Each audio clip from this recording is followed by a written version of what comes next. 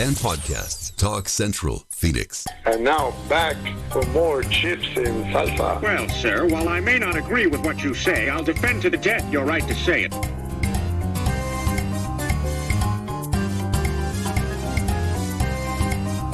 The Chips and Salsa Show. My name is Alice Lara, aquí con Don Jorge El Alacrán. and we're here every Tuesday at 4 p.m. Thank you so much for joining us today. We have a fantastic show, as we told you the first segment. To my right, and he's very right, conservative and Republican, is Luis Pozzolo. Did I say your name right? Yeah, perfect. Awesome. And he is running for Congress, and that's Congressional District number 7. Number 7, yes. Kind of southern Arizona, right? Mm-hmm. So, Luis, welcome again back to Chips and Salsa. We were Thank so you. bummed we didn't get to see you the last time. Yeah. Yep, I was with Cirillo, right? Yeah. Yes. Yep, And yep, he did a yep. good job, though. Yeah, he did good. Very yeah, nice yep, job. yeah. I'm going to see him today in the afternoon. So. Yes, we want to talk about Azra, Yeah. too. I Yeah. know you're going to be Mhm. talking there, too. Yep. But go ahead, for those of you that might have missed the show, take a couple of minutes, Luis, and tell our audience, introduce yourself to the audience, a little bit about your background and where your district is and why you're running. Okay, I'm an entrepreneur and business owner. I am also an immigrant. I came to America 20 years ago. I started with nothing. I was a dishwasher.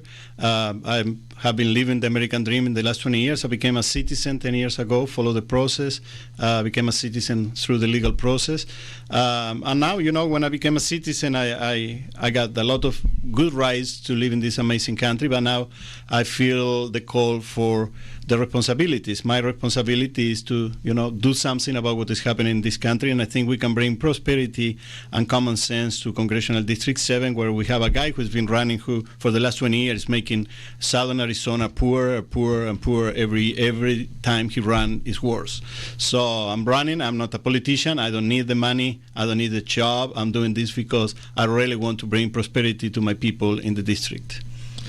Fantastic. I have seen you on Newsmax, and of course you did our show, and I will tell you, I've been so impressed because it's hard to run for, is this your first time running Yeah, for an my office? first time, yeah. Right? Mhm. Okay, because you've got to be fast, people ask you questions, and he knows his stuff, and it's finally, you know, we've been trying to win that district, the Republicans have for a long time. Yeah, we had Salcedo Mercer. Gabby Saucedo Yeah, Mercer, she runs she two made times. some good 2 headway. times, and she came close, but She it's really just did. Yeah. she couldn't just. And then we had Edna San Miguel, right? I believe so. No, Edna. Sergio also ran too. Sergio ran. Sergio, Nick ran. Pearson. And Nick Pearson, Yeah. that's right. Nick Pearson. But now, Nick Pearson beat out with Edna. the way things are, I mean, you and I just before during the commercial were talking about Biden. I think now is probably maybe the best opportunity with the way things are going and the Biden administration. Wouldn't you say that? Absolutely, it's a good time, and I think the people are can basically see in 20 months difference, you know, how they were living 20 months ago and how they are living now. Even some Democrats, you know, they say, okay, how that fits you, your $5 gas, you know, when you're making in South Tucson under 50K. So 60% of the people in South Tucson living under 50K. 30% of the people in South Tucson living under 25K a year.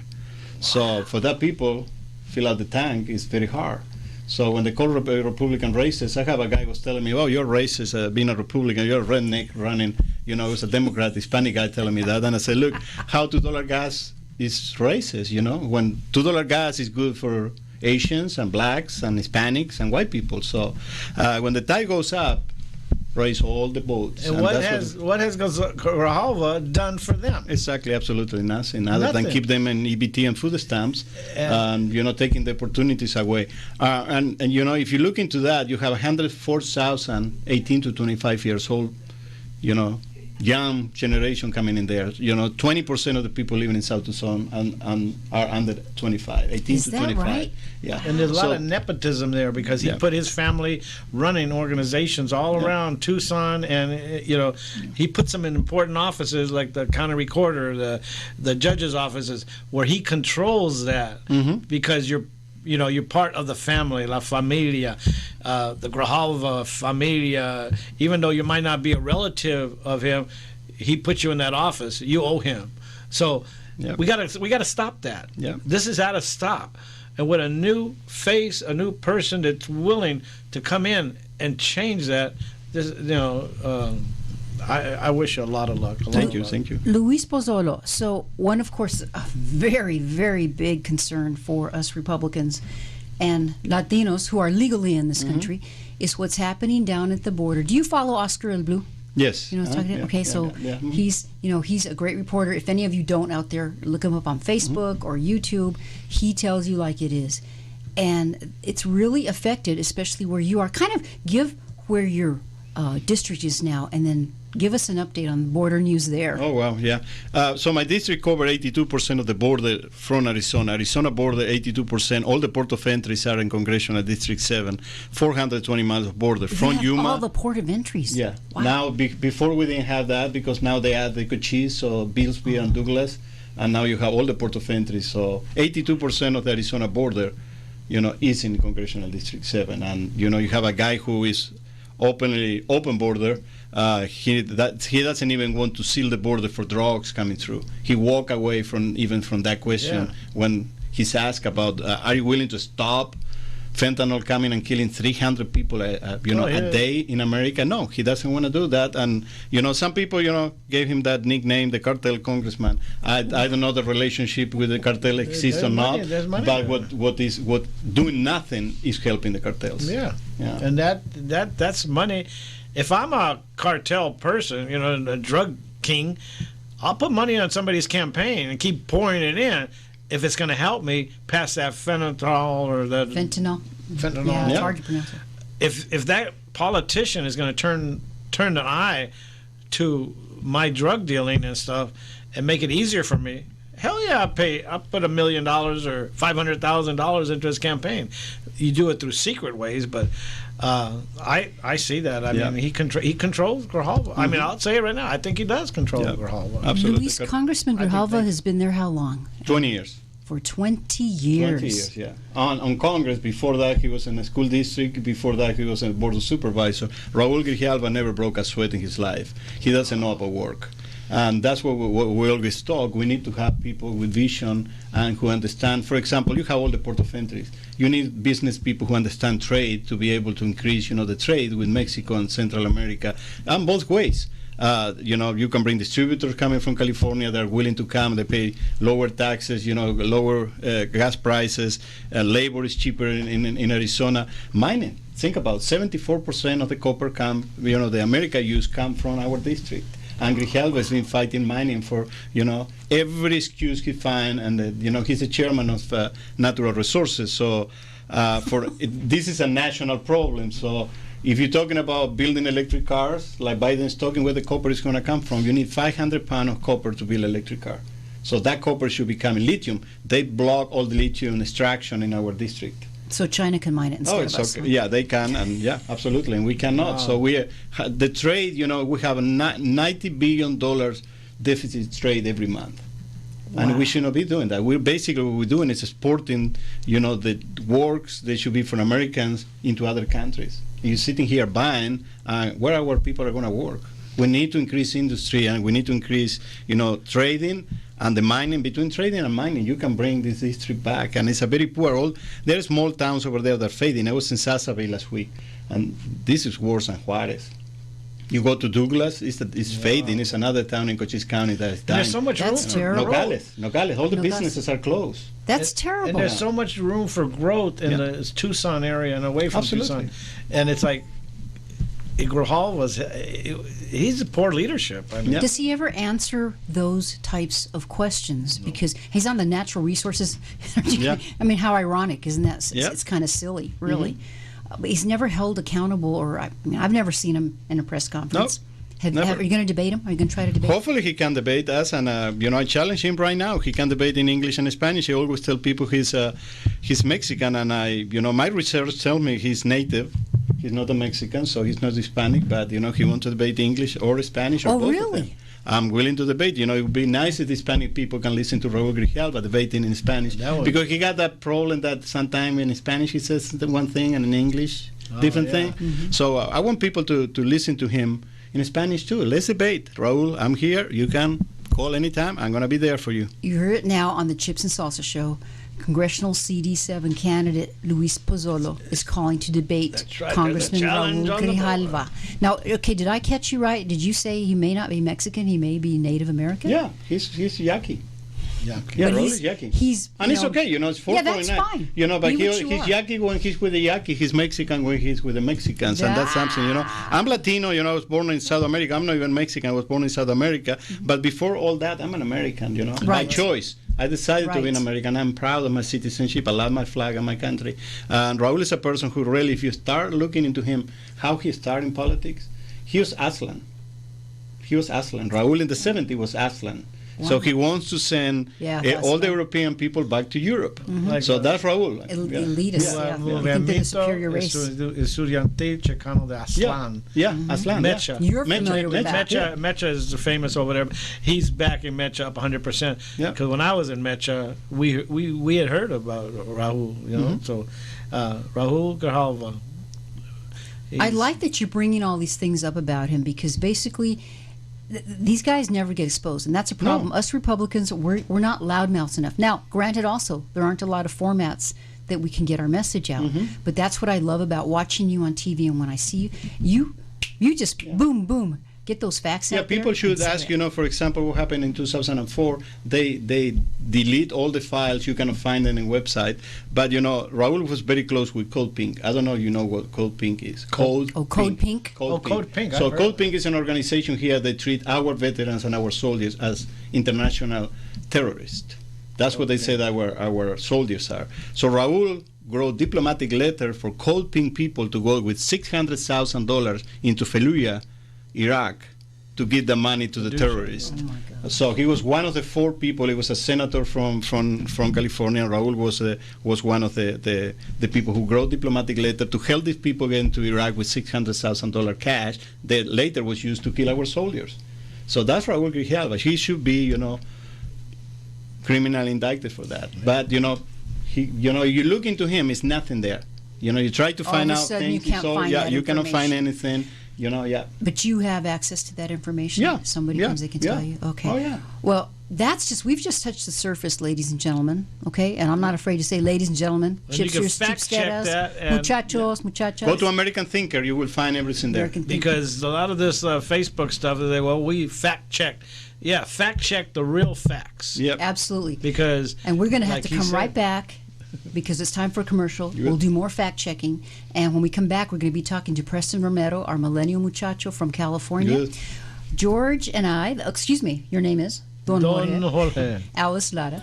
And we are talking to candidate Luis Pozzolo, who's running Congressional District number 7 here in Arizona. Don't go away. We'll be right back with more of the Chips and Salsa Show here on Central City Radio, Talk Central Phoenix.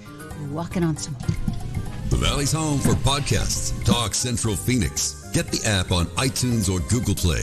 Welcome to Calvin's Barbershop. You all got to see this. I don't even want to know what you're looking at on that phone. You got it. Take it away. Eso.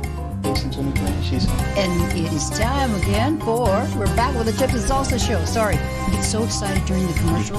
We have a lot going on. Luis was telling me a fantastic story.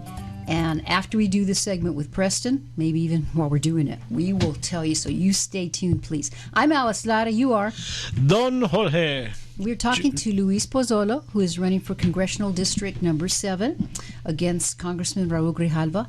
And right now, we thought we would invite in, direct from California, to give us a Cali report, our millennial muchacho, Preston Romero. Welcome, Preston. Hey, Alice. Hey, George. Great to be with you. How are you doing? All right, good. Let me adjust my volume. Rock, are we okay with that, I think? Okay, good. Doing good. And, of course, I wanted to have you on. You're always really good at giving us updates. I wanted to just see what the latest was with that Sacramento shooting. I know you're right there in Sacramento that happened. 6 people died, right? Yeah, so 6 people sadly lost their lives as a result of wild gunfire into a crowd after a concert here downtown. And the area of the shooting is right where I park and work and go to lunch, and so it's literally right in my neighborhood, and it's that close, and it's that impactful. But a lot of this stuff, it's not a gun issue. It's loose Democrat policies that have allowed people to remain on the streets allowed people to get access to guns that they shouldn't have access to. And it's really another example on top of many examples of failed Democrat policies. And I hate to politicize this because people did lose their lives, but we are living daily with the consequences of poorly planned policy. And it's a disaster, and it's very shocking. They've arrested 3 people in connection with the shooting, and that's from the due diligence of our district attorney and police officers here. But man, it is shocking that this is happening here. Oh my God. Oh, well, first when it happened, immediately I texted Preston because I know he's right there, but I didn't realize it was as close as you said. I'm glad you're okay. Just another example. Yeah, everyone is fine. All my people, all my friends are fine, but yeah, it was pretty jarring. I did receive a text from you. I received a call and a few other texts from different people. And Sacramento is a big city. It's becoming a bigger city, but it still has a small town feel. So anything that happens either in downtown, midtown, outskirts of town, we all feel it because we have that small town feel here in Sacramento still. And unfortunately, that comfort was rattled this weekend. Wow. And just another push and another good reason to vote Republican. And I've told you, I'm used to now having you on very often, but you work for, tell them your title and who you work for, Preston.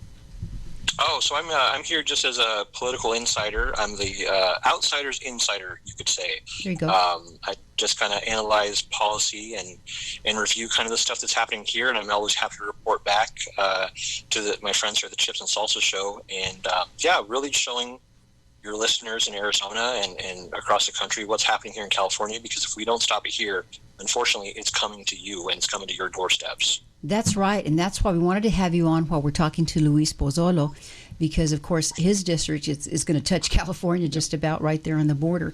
And one of the other topics I wanted to ask you about, I just heard about today, is evidently in Palm Springs, the mayor is considering kind of awarding money to transgender people just for being transgender. Are you caught up on that issue? Yeah, I was reading that story, and it coincides with a similar plan that's being done, I believe, in West Hollywood. So they're just handing out dollars to everybody. So earlier in the show, George had mentioned, I could just walk in and say, "Hi, I'm Senorita Georgette," yeah. and cash a check. Yeah.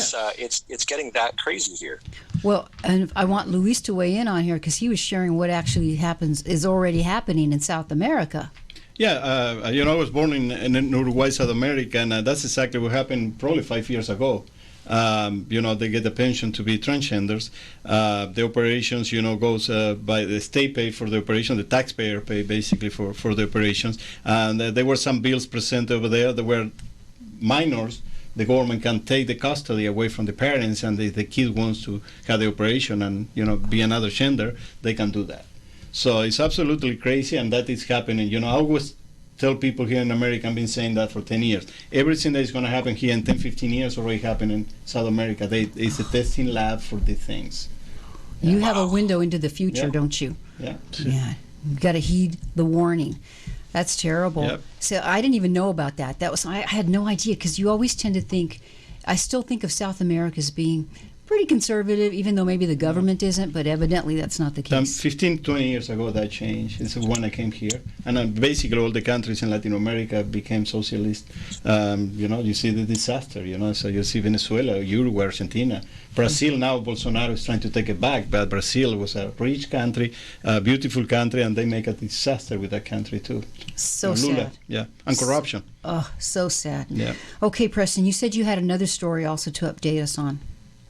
Yeah, so the reign of bad policy continues here in California as the Assembly Judiciary Committee advanced a bill, AB 2223, which essentially legalizes infanticide in the state. Oh, my God. California is on track to become what our sweet governor has determined to be a abortion sanctuary state. So we're just kind of in a weird situation here in the state where we'll be having babies born in this state, but not for families. These are kids that are being thrown away essentially when people travel here for abortions, and they want unrestricted, unfettered, unmitigated access to abortions in this state. And it's tax dollars, California tax dollars being spent on these programs. It's opening the doors for everybody to come to this state, and I personally, as a Californian now, do not want our reputation to be associated with that. We should be a state that families come to enjoy and to cherish, and not a state where that's kind of just, open-ended for everyone to kind of crowd in here and get this procedure done. It's just a really huge slap in the face to pro-life people that can't have kids, people that want kids. It's very shocking. And that passed today 7-1 along party lines. So it really tells you the priorities of the Democratic Party here in the state. Do you think also that was influenced by, Arizona? The governor just signed a bill, and I think abortion is 15 weeks is when they cut it off, which, of course, I don't want it even to be 15 weeks. Yeah, so this is all in reaction to, and it's on record, you can go and Google it yourself there, that this is all in a response to Texas's laws on abortion. California wanted to make itself a sanctuary state in response to other states across the country clamping down on this. And so the governor here wanted to do the way that Texas wanted to do something on, I don't know if it was guns or abortion, but they want to do something similar here. And they want to just make this state a sanctuary state for abortion. Plain and simple, no ifs, ands, or buts. That's exactly what it is. They're getting very brazen and putting their cards on the table here. And we shouldn't be shocked because we've seen the playbook, but to actually see it happen, we have multiple pieces of legislation to just kind of enact one right after the other, just paving the road for this kind of stuff. And it is just insane. Oh, that's horrible, horrible news. But that's why I like to have you on, because, we see what's happening in California. It always affects Arizona. Yeah, it's very sad that I have to report this stuff. I feel like I have nothing good to report. I know you're such a downer. But yeah, it's just really tough to kind of see this stuff happen. And I'm waiting for the people to wake up. As soon as the people wake up and they see what both their politicians and their government is up to, what their tax dollars are being used on, I'm hoping that wakes a sleeping beast. And I know that we always hope that someone or something is going to help shake it up, but it's really going to be feet on the ground, boots on the ground, mobilizing and really letting everybody in their communities, their towns know what's happening here. Absolutely. Well, Preston, I know that you're in Sacramento, and that's the more northern part of California, but I know you have a plethora, George's favorite word, of friends. And what I always say is, you might be watching and you live in California, and you probably don't have a good Republican candidate to support necessarily, but you can support Luis. Mm-hmm. Luis, even though he would be a representative in Arizona, he still represents all America. So I'm so glad that we had you on today to update. Thanks again, and just keep keeping us posted. Please stay safe out there in California, Preston. Yes, we'll stay safe. You can find me and keep up with all the California crazy on my Instagram or Facebook page, Romero4CA, number 4CA. And just love keeping you guys updated and love chatting with you guys. And good luck to you, sir. I know Mr. Grijalva, he's been a thorn in Arizona's side for decades. And it's great Americans like you who step up to the plate that we really are counting on. Thank you, sir. Great. Okay, Preston, you take care then. We'll be talking to you soon. Take care. All right. Adios. Adios. Yes. Adios. So that was Preston Romero, straight from California, Sacramento, and we have one more segment. We'll be back to talk and, whatever we haven't hit on yet with Luis Pozzolo, who's running here in Arizona for Congressional District Number 7. And interesting news that he gave us. Yes. Oh, yeah. Very much so. We didn't know about that story at all. And, we're going to have an even more story. You're right. Stay tuned. I'm Alice Lara. With Don Jorge. And our candidate, Luis Pozzolo. Stay with us. We'll be right back with more of the Chips and Salsa Show here on Central City Radio, Talk Central Phoenix, to go walk on somewhere politically. When you hear the Chips and Salsa... We are back, if you can believe it, for the last segment of the Chips and Salsa Show. My name is Alice Lara, and your name is... George Ortiz, but I'm known as Don Jorge, to be politically correct. Don Jorge, the Alacran, Scorpion King. My studio name. We have a wonderful guest today. The show's been going fast, and so that means it's a good show. Our new friend, Luis Pozzolo, who's running Congressional District 7 in Arizona. And man, okay, before we get started on this, you're not going to believe this stuff. This is crazy. But before we start on that, your website, how people can contact you. Okay, my website is luis4congress.com. Luis, the number 4congress.com. Like I said, we need all the help. I know people doesn't like to be asked for money. Campaigns cost money. And, a lot of money. To be able to defeat Raul, we will need to get good donations and people standing and volunteer. This is I'm taking this seat to the people. This seat belongs to the people. So we're taking these people, the seat back to the people. We need the people's effort and help to be able to do that. Yeah. And as always, I like to pitch this because I know we have people watching from other states. You know, George and I have big families, but we do. We have them from the region and everything.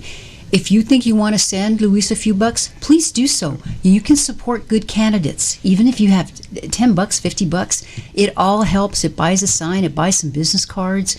It's so crucial. And the Democrats, man, they have a lot of money. They're very organized. So our candidates can use all the help that they can get. Okay, so this is this is an unbelievable story. I'm just gonna let you tell it, okay? Because and then you could tell. Then you could say you're. And then I know what he's talking about. Yeah. All right. So, well, I've been running unchallenged. We had two candidates. They were running against me. One is Josh Pemberton, a Green Beret from Yuma, and Daniel Good, who was the guy who ran last time in 2020. Mm-hmm. They were in the primary running against me. They decided to step down. I was a strong candidate and support my race. And I give them kudos for that. Yeah, Thank you. Yeah, absolutely. They are amazing guys, and they are helping me. Great. So I didn't have a challenger. Nobody was doing petitions. Nobody showed up in any meetings or anything saying they were running for Congressional District 7. Yesterday was the last day to file, and we found out today when we woke up that it's a lady called Nina Becker who is in the ballot for the primary in Congressional District 7, a person that never collect petition in my district, a person that never was in a meeting. And we found out a very interesting story about her. I don't know if you. And she's running as a Republican. She's running as a Republican. Yeah, she's challenged my race as a Republican too. So now I have a primary. We contact a couple lawyers, people into the party. We are going to challenge her petitions. Of course, we already filed the request for open records. To get her petitions. We are going to get those tomorrow, and we are going to do, challenge the petitions through the Secretary of State. We are going to present a criminal case against her because this is the second time she's doing. She's criminally indicted for forging petitions and forging her fundraising in 2020. She didn't, trying to run against a Republican, running against Gallegos in what it was all Congressional District 7. That used to be my old district. Josh Barnett was the candidate. She's doing it to me. So we know she didn't collect those petitions in the district, and so we're going to bring a criminal case against her. But, suddenly we found out that she was declared unfit to stand in court. So basically, the case that AG brought against her for a criminal case that she was indicted for forging the petitions and the fundraising, what is it's a federal violation too. Those cases. So she she didn't have to do anything because you're mentally unfit, so we can't press charges. Yep. You can be criminally indicted and mentally unfit, but you can run for Congress. Wow. So now, even though that happened to her, she's doing it. You're going to have to still go after her again. Yeah, I need to do that. It's a process. It costs, as lawyers cost a lot of money, time, and I almost have a heart attack in the morning when I woke up and say, where this lady came from? I started doing some research and I found out where she was. She got different address. You go into Federal Election Commission to look into her filing. She didn't file, but the address she has over there is a Bank of America and McDowell Street. The address she has on Secretary of State is different. They can't throw out just for that reason. She still can't be thrown out. That blows my mind, Luis. Yeah, I know. She's again, we are going to go through her petitions and verify all the petitions tomorrow. Mm-hmm. Last time, 100% of the petitions were forged. Okay. She basically did 1,000 petitions herself to try to run against a Republican running against Gallegos. Wow. Now suddenly she's doing the same. So she's a spoiler. Yeah. She'll come in and run against a person like Luis and siphon votes from him, hoping that she could be elected in his place, and then she'll probably drop out when she runs against that particular Democratic candidate. So it's a sham. Hoping that you can get thrown out if they find the signatures are fraudulent because they're petitioning them.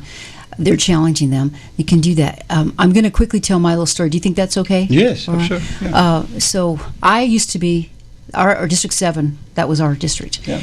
And this same name popped up. And I collect petition signatures. That's part of our job as a PC. A good friend, I'm not going to mention his name, But he calls me and said he got a phone call from this woman. I remember the name, saying that, somebody fraudulently collected your signature and named me. And, well, she called the wrong person, because this person has known me for a lot of years and knows, no, Alice has been in politics. She's a Republican, da-da-da-da-da-da. So she's at it again. This is craziness. Yep. She's doing it again. Yeah. They call her La Niña. La Niña, yeah. Where do you have any idea who's behind this at all? No, we don't. We look into, with some people that are working on this case with me, we already even look into her financial reporting, and we already find a lot of bad things over there. So, like I said, we are going to go criminally against her. So, basically, we don't want her to do this again. And this is going to cost money. Yeah, absolutely. It costs, yeah, thousands of dollars, yeah. But couldn't they make her pay, or because she's criminal, but to say she's insane, that she doesn't have to pay this? Yeah, well, she's, like I said, she did in 2020 and nothing happened. She's doing it again in 2022. So she gets away with it, and she doesn't have to pay financially. So, I'm glad you're doing that, because we got to stop these kind of people that get into the race, forge signatures, just to try to get the candidate, a favorite candidate, and try to siphon votes from the favorite candidate. It's got to stop, and it may be coming from the other side. We don't know, but certainly, and it wasn't a Republican. I had never heard her name before, and anybody who is in Republican circles, you and I have been doing this a long time. I've never heard of Nobody knows her, right? In my district, she never was in a Republican meeting, a Tea Party meeting, and any type of meeting. We never saw any volunteers doing petition for her, and we've been for 6 months on the road. I put 35,000 miles on my truck. I've been in every town, and it's impossible that somebody else would be running and you don't know. Yeah, I know. Exactly. Yeah. Somebody how many signatures do you need to collect? I got 1,600. Minimum. I need 1,600. Well, the minimum is 900. 900 for my district. Yeah, 900. That's good. You did well. Yeah, you got almost double. Almost double. So to get 900 signatures at least, it's a lot of work. And you have to cross paths, because sooner or later you're going to be in the same area or the same meetings as the other candidate, and you're going to be asking for their signatures when they're going to tell you, no, I signed Luis's petition already. Well, I really hope that you guys are successful in that. Well, now we just have a few minutes. We are going to. I know those. We have 1 minute left. Okay. So thank you for doing that, but I want to give you plenty of time, 30 seconds, website, whatever else you want to say. Well, what I want to say, I think I'm going to repeat this, but, the most important part is that DC is corrupt. We really don't have representation. I want to go over there to represent the people. I'm not representing myself. I'm not representing the elite. I'm not taking money from big lobbies and big corporations. Going over there to take this seat back to you, to the people, and that is the foundation of America. 435 people representing their districts and their people, and that's why we need to come back to that situation where the people is the government, not the government telling the people what to do. And that's my goal. Perfect. Yep. Thank you, Luis Pozzolo, very much for being here on the Chips and Salsa Show. We'll have his information for you. I'm Alice Lara. I'm Don Jorge. And we'll be back next Tuesday, 4 p.m. here on Central City Radio, Talk Central Phoenix. And think about it, Luis Pozzolo for Congress, CD7 in Arizona. I was going to say Walk on. See you next week. Thank you. Webpage.